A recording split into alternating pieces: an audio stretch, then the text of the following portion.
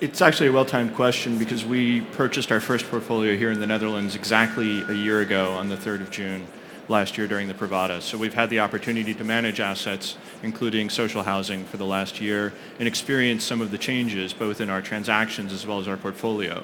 I think there's a continuing debate, and I think we've seen the regulatory angle, but we continue participating with the municipalities, with tenants associations, with our own tenants, with service providers in the market to understand how this market will change. And I don't think it's changed yet, but I think it's coming, and we're all finding a way to work together to make sure that the future of social housing in the Netherlands is clear to everybody. Well, I think from an investor's point of view, we have to give the minister a big compliment for his reforms. It led to more competition in the Netherlands and from international investors, and it came to a more level playing field. And it's laying down in some rules and be formally on the 1st of July.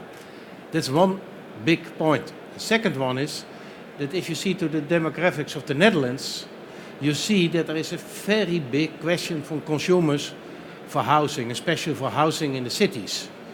So the amount of houses which is asked by our consumers in the cities is enormous.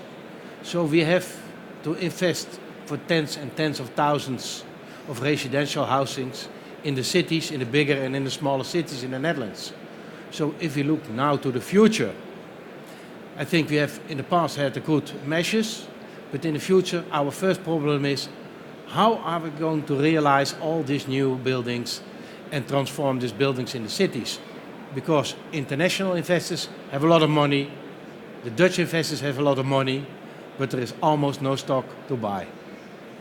And